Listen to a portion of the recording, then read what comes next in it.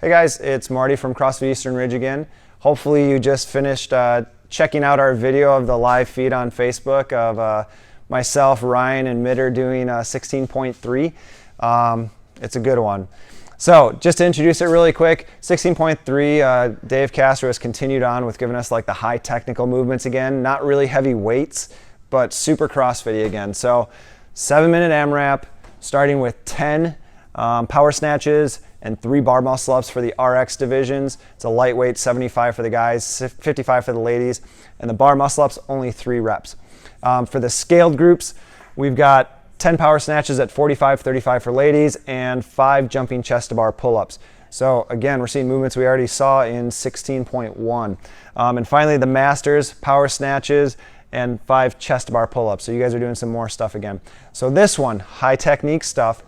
So tonight we're just going to cover really briefly a couple tips we might have for those power snatches. How do we get through those faster? And then also bar muscle ups, how do we get through those? We're going to go over by Mitter and she's going to show us how some of her technique works. All right, hey guys, we're here with Melissa, you know her as Mitter. She's going to help us talk through some of the technique for doing the power snatches. First of all, the power snatch, what it's required is we just have to do one smooth movement from ground to overhead, which means you can't pause at the shoulders or rest on the shoulders coming up. So really I have one major tip is keep them unbroken. And then Mitter uncovered a second tip is she started off with a wide grip tonight, and then she said my shoulders got burned out. So why don't you show how you're doing your power snatches to start off. Okay, why don't we just do 3 reps or so.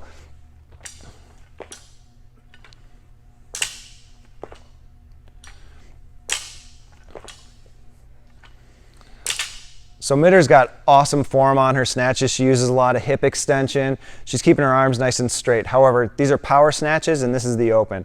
And in the case where she mentioned like, hey, my shoulders got tired, my arms got tired from this, the recommendation is now for Mitter to move her hands in because she's never going to go into a full overhead squat position. So she's going to move her hands in a little bit closer to that first knurling mark, and it allows her the ability to press out if she doesn't lock it all the way to the top. So let's do another 3 there.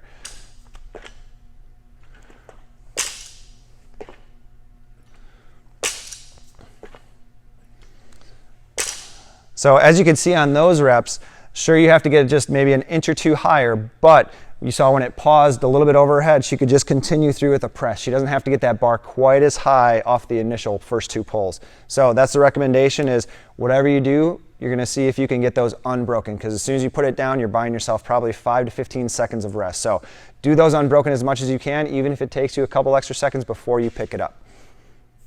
Cool. Now we're moving on to the bar muscle up. So Mitter showed us how it was done tonight. So we're going to make sure we get a little video of Mitter doing these bar muscle ups because she actually has excellent technique. She was able to go unbroken on all of them tonight through her 5 and some rounds, right? Yep. Killing it. All right, so let's see how those work.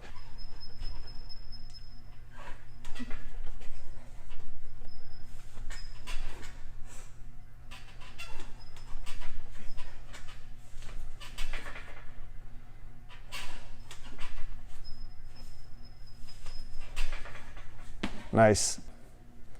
All right, so on those reps you just saw Mitter do, you can see that she's really smooth. She's got an awesome kip. It helps her get her hips nice and high towards the bar.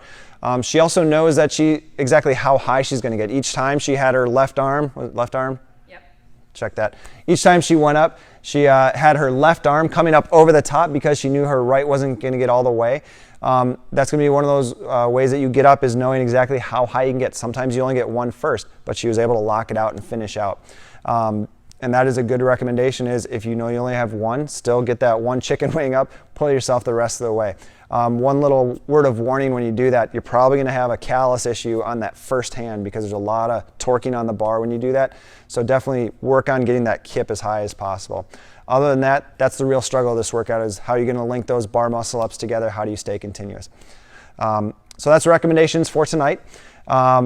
Before we kick out, we want to invite you to, first of all, like our Facebook page if you haven't, subscribe to our newsletter Beyond the Ridge, and of course, always give us a little feedback. We love it.